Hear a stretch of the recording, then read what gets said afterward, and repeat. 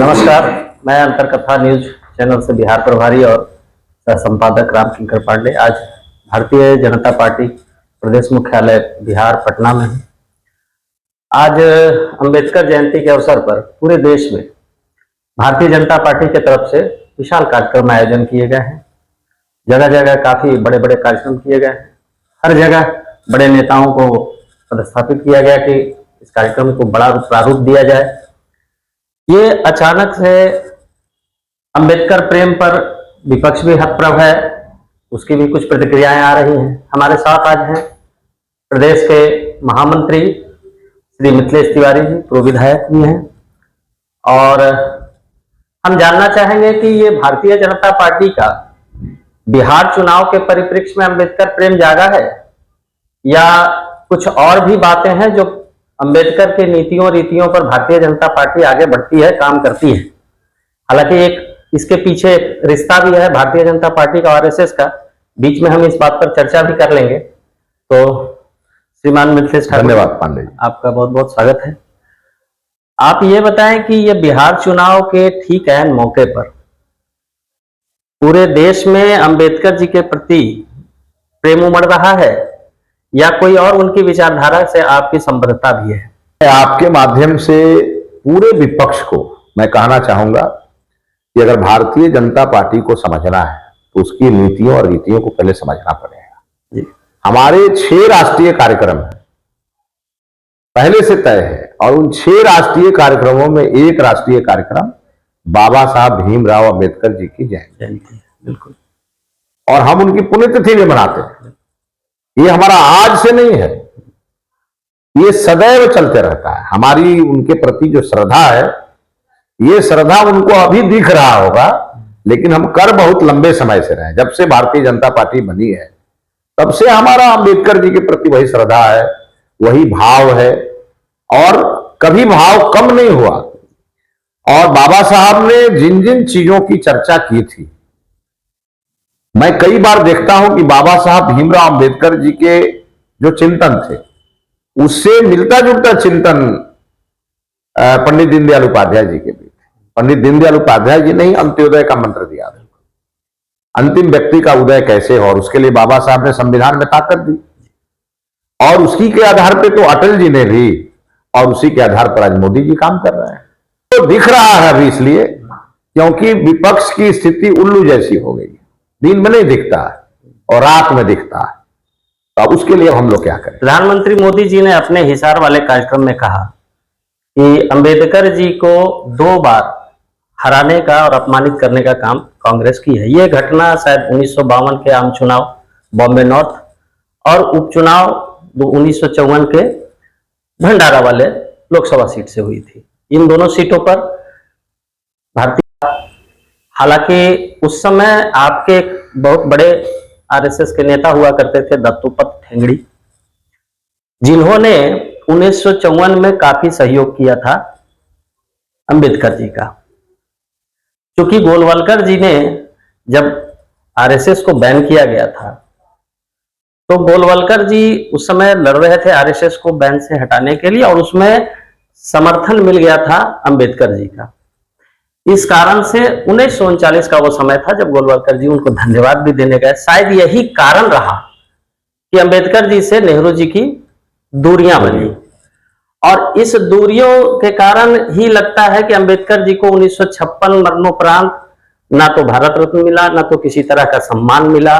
शायद कहीं ना कहीं कांग्रेस के बीच वो भाव रह गया, वो बीज रह गया कि ये ज्यादा निकट गए हैं आरएसएस के।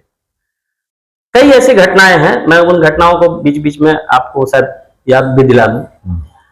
अभी जो परिप्रेक्ष्य है, अभी देखिए, अभी क्या है कि जातीय समीकरण बिहार की एक कुरूप सच्चाई है चुनाव में, और हर पार्टी जातीय विसंगतियों में फंस जाती है आकर। भारतीय जनता पार्टी के पास एक विराट विचारधारा है, लेकिन उसके बावजूद कहीं ना कहीं यह गंध आ रही है कि अंबेडकर जी की इतनी जो सम्मानित करने की प्रथा चली है, कहीं ना कहीं दलित वोटों पर क्या कहे, उस डोरे डालने की व्यवस्था तो नहीं है। नहीं, आपने जो इतना लंबा जो प्रश्न किया इस प्रश्न में दो बात निकल के आई जी।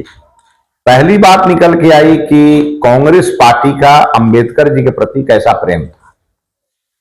तो आज तो माननीय प्रधानमंत्री जी ने हिसार की रैली में इस पे बहुत ही विस्तृत अपना बयान दिया है। अब आपको कांग्रेस पार्टी के नेताओं से पूछना चाहिए कि जिस बाबा साहब को आप आज पुष्पार्चन करने कभी कभी जाते हैं या दिखते हैं, उस बाबा साहब के प्रति आपका ये प्रेम क्यों था? आप उनको चुनाव क्यों हराना चाहते थे? क्यों दो दो बार आपने प्रयास किए? और बाबा साहब को पहली बार सदन में भेजने के लिए प्रयास किसी कांग्रेसी ने नहीं किया, डॉक्टर श्यामा प्रसाद मुखर्जी जी ने प्रयास किया। और बाबा साहब को भारत रत्न कब मिला? जब कांग्रेस शासन में नहीं थी और जब गैर कांग्रेसी सरकार थी, उस सरकार को भाजपा का समर्थन था। और फिर बाबा साहब के 5 स्थान जहां बाबा साहब ने जन्म लिया, जहां उनका जहां वो पढ़े, और इस प्रकार के उनसे जुड़े जो 5 स्थल हैं, तो चाहे लंदन का ही घर क्यों नहीं हो, उसको प्रधानमंत्री जी ने पंच तीर्थ बनाया। तीर्थ किसके लिए बनता है? जिसको भगवान के रूप में माना जाता है। हमारे देश में बाबा साहब भीमराव अंबेडकर जी को देश के लोग, हर वर्ग के लोग उनको बहुत सम्मान देते हैं, हृदय में रखते हैं। और मोदी जी ने तो उनको एक तरह से ऐसा सम्मान दिया कि उनसे जुड़े 5 स्थानों को उन्होंने तीर्थ के रूप में विकसित कर दिया। तो अब तो बाबा साहब एक मानव नहीं महामानव हो गए। तो इस प्रकार का भाव अगर बीजेपी रखती है और उस बीजेपी पर कोई ये बात का तंज कसता है कि बीजेपी चुनाव है इसलिए कर रही है, मैं उन सभी महानुभाव को कहूंगा कि एक बार आप आकर के कैमरे पर यह बताने का कष्ट करें कि आपने बाबा साहब को 2-2 बार चुनाव हराने का आपने षड्यंत्र क्यों किया। दूसरी बात, बाबा साहब राष्ट्रवादी थे, देश उनके लिए भी प्रथम था और बीजेपी का भी फॉर्मूला यही है, नेशन फर्स्ट। तो बाबा साहब की नीतियां और भारतीय जनता पार्टी की नीतियां में एक रूपता है। दीनदयाल जी भी अंतिम व्यक्ति का उदय चाहते थे और बाबा साहब ने अंतिम व्यक्ति के लिए आरक्षण का प्रावधान किया। ये सारी चीजें बीजेपी से मिलती जुलती है। तो जब हमारे हर सिद्धांत बाबा साहब से मिलते हैं, हम हमेशा उनके लिए समर्पित रहे हैं, तो उनका समाज हमारे साथ क्यों नहीं खड़ा होगा? और हमारे यहां तो हमने राष्ट्रीय अध्यक्ष भी बनाया, कांग्रेस पार्टी ने फंसा दिया गलत आरोप लगाकर, ये सबको मालूम है। और हमारे यहां तो राष्ट्रपति भी, माननीय प्रधानमंत्री मोदी जी जब पहली बार राष्ट्रपति बनाने के लिए उन्होंने प्रयास किया, तो उसी समाज से उन्होंने राष्ट्रपति बना करके सम्मानित किया। आज एक बहुत ही गरीब परिवार की महिला आज हमारे देश की राष्ट्रपति हैं। तो हमारा प्रेम राष्ट्रपति के रूप में दिखना चाहिए, न कि हमारा प्रेम और हमारा कोई वोट बैंक के लिए दिखना चाहिए।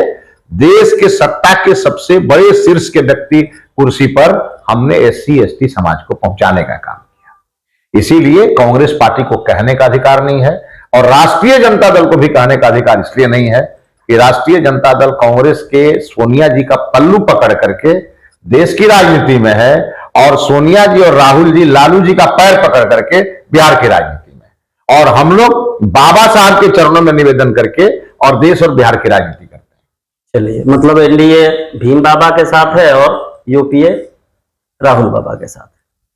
अब इसमें तुलना जनता को करना। हाँ बिल्कुल, कौन बाबा बड़े? बिल्कुल बिल्कुल। एक दूसरा सवाल आपसे और ले लेते हैं। अभी आपके हरियाणा के सीएम नायब सैनी जी ने एक बयान दे दिया कि सम्राट चौधरी के नेतृत्व में हम बिहार चुनाव लड़ेंगे। अब इससे खलबली मची हुई है। दिल्ली के बड़े बड़े नेता सफाई देने के लिए आ गए हैं। ललन सिंह अलग सफाई दे रहे हैं कि नहीं, ये तो गृह मंत्री का कथन है कि चुनाव नीतीश जी के नेतृत्व में लड़ा जाएगा। आपकी पार्टी से भी कई बयान आ चुके हैं। क्या सेकेंड बेंच के नेताओं से एक शिगुफा छेड़ देने का यह बीजेपी का प्रयास है कि चलो एक विचार मीमांसा हो जाए इस पर? देखिए, हरियाणा के माननीय मुख्यमंत्री जी का बयान मैंने भी सुना है। उनके भाव को समझिए। जिस मंच पे माननीय सम्राट जी बैठे हैं, उस मंच पे नायब सैनी जी का भाषण चल रहा है। अगर सम्राट जी की जगह एक हमारे जिले का कोई एक साधारण कार्यकर्ता भी बैठा रहता तो मुख्यमंत्री जी कहते कि इन्हीं के नेतृत्व में बिहार जीतना है। इसका मतलब यह नहीं लगाया जाना चाहिए जो मतलब लगाया जा रहा है, मतलब ये एक हम लोगों का स्थिति स्पष्ट है। नीतीश जी हमारे नेता हैं और नीतीश जी के नेतृत्व में ही हम चुनाव लड़ेंगे, इसके अलावा कोई विषय नहीं। मतलब ये सम्राट जी भी बार बार यही कहते हैं। जी, आज उनका बयान दिया। हाँ, तो मैंने तो कहा कि चूंकि काल परिस्थिति, जहां कार्यक्रम हो रहा है वहां बिहार का प्रतिनिधित्व सम्राट जी कर रहे हैं, वो बैठे हैं मंच पे, तो नायाब सैनी जी किसका नाम लेते वहां? अच्छा, मतलब ये एक स्पॉन्टेनियस बेचारो। हाँ, ये तो होता ही है। अब एक अंतिम सवाल आपसे कि बिहार में आप लगातार सत्ता में हैं, एंटी इनकम्बेंसी फैक्टर होता ही है हर एक सत्ताधारी दल के साथ। क्या बिहार में एंटी इनकम्बेंसी है एनडीए के लिए, या इससे ओवरकम करने का पूरा फुल प्रूफ फार्मूला मिल गया है? देखिए, लोकसभा चुनाव जब हम लड़ रहे, मैं खुद भी प्रत्याशी था और बक्सर से मैं लोकसभा लड़ रहा था, तो मात्र 29,000 वोटों से मैं रह गया। पूरे चुनाव के बाद जो मैंने समीक्षा करी, जनता में कोई एंटी इनकम्बेंसी, मोदी जी इतने साल से 10 साल से प्रधानमंत्री थे, कभी मोदी जी के बारे में, बीजेपी के बारे में किसी के मन में भ्रम नहीं था। लेकिन ये महागठबंधन के लोग जा जाके कान में संविधान बदल देंगे, मोदी जी 400 आएगा तो आरक्षण हटा देंगे, ये झूठ की खेती और झूठ का अफवाह ये विपक्ष फैलाता रहा, उसका हमको नुकसान अंतिम चरण में ज्यादा हो गया। अब वही जनता जो इस झूठ के मोहजाल में फंस करके और उसने गलत निर्णय कर दिया, आज वही जनता इनको गालियां दे रही। वही जनता अब हम लोगों को देखती है तो उनको लगता है अपराध बोध का भाव आता है, ये गलती हो गई। मतलब लोकसभा का परिणाम हमारे लिए, बिहार के लिए प्रो इनकम्बेंसी में आ गया। हाँ, और अब इस बार जो मैं देख रहा हूं, आखिर पब्लिक को किस बात की एंटी इनकम्बेंसी?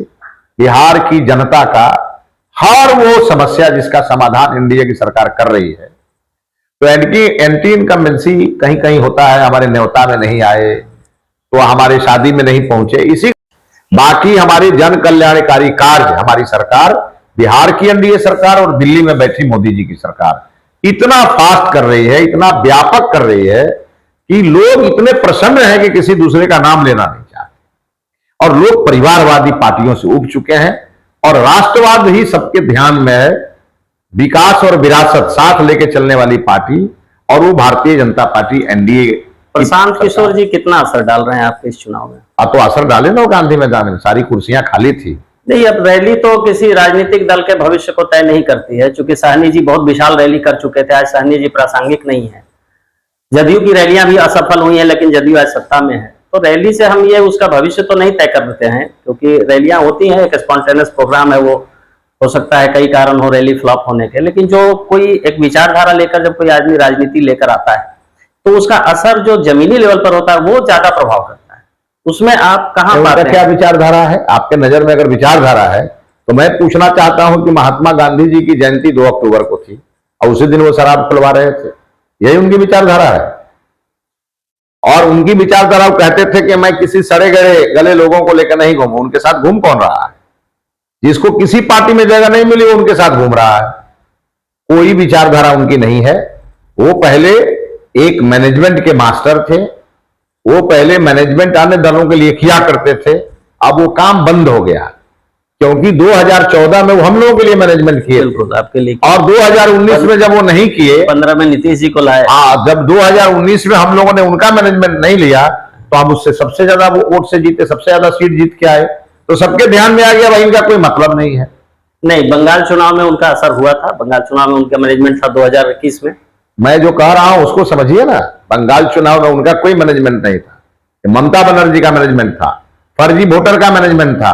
आगे के चुनाव में देखिएगा, बंगाल चुनाव में हवा निकल जाएगी ममता बनर्जी, और जो बंगाल में हो रहा है उसका मैनेजमेंट था।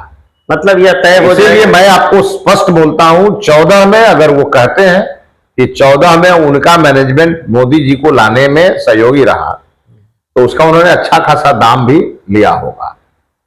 और 19 में बिना उनके हम लोग ज्यादा वोट से, ज्यादा सीट से जीत के आए, तो अब ये तय हो गया कि उनके बिना भी चुनाव जीता जा सकता है, तो इसलिए वो अब अप्रासंगिक है। अब इसीलिए उनको जब कहीं से कोई ऑफर नहीं मिल रहा था तो उन्होंने अपनी दुकान सोचा कि एस्टेब्लिश करके और उसी के माध्यम से कुछ करते हैं, 2-4-5 सीट जीत लेंगे तो सरकार बनाने के समय बार्गेनिंग करेंगे तो जितना भी हिस्सा है सब ले लेंगे, बस इसी के लिए है। वक्त को लेकर के जो भ्रांतियां आई जिससे आज बंगाल जल भी रहा है। क्या इसको एक तरीके से पहले अगर भारतीय जनता पार्टी ठीक से जनता तक पहुंचा देती तो शायद इन भ्रांतियों से बचा जा सकता था? अच्छा, एक बात बताइए, क्या उसका असर होगा? वक्फ संशोधन बिल आज से इस पे चर्चा हो रही है, पार्लियामेंट में कभी आया, कमेटी बनी, जनता के बीच गई, उसको लेकर के पूरे देश से केंद्र सरकार ने लोगों से सुझाव मांगे, सब आने के बाद डिबेट हुआ, वहां दोनों सदनों में डिबेट हुआ, चुने हुए जनप्रतिनिधि इसमें भाग लिया और तब उसके बाद वो बहुमत से पास हुआ। जो प्रक्रिया होती है हर कानून को बनाने का, वो सारा किया गया। मैं विधायक रहा हूं, प्रवर समिति में किस लिए भेजा जाता है किसी भी विषय को, वो सारा काम हुआ इसमें। अब उसके बाद कई राज्यों के विधानसभाओं में भी इस पे डिबेट हुआ। अब क्या इसके लिए हम MIM के जो सुप्रीमो हैं, पता नहीं क्या नाम है उनका, हाँ ओवैसी जी, अब ओवैसी जी के स्कूल में इसका डिबेट कराए हम लोग। इसीलिए जितना डिबेट होना था हो चुका। अब बहुमत से संसद में कानून पारित हो गया, सबको मानना पड़ेगा, और जो लोग इस पे बदमाशी करेंगे उनका हिसाब हमारे दिल्ली में बैठे मोटा भाई करेंगे। ये एक आत्मविश्वास दिख रहा है भाजपा के नेताओं में कि बिहार चुनाव के प्रति ये लोग आश्वस्त हैं, और जितनी भी बातें आ रही हैं ये सारी बातें लगता है कि जनता तक वो कोई असर नहीं करेगी। जनता इनकी शासन पद्धति पर विश्वास करेगी और हो सकता है दोबारा लाए। लेकिन बीच में तेजस्वी यादव के तंज को भी देखना होगा कि वो किस रूप में इनके ऊपर प्रतिक्रिया करते हैं। बहुत बहुत धन्यवाद। धन्यवाद आपको।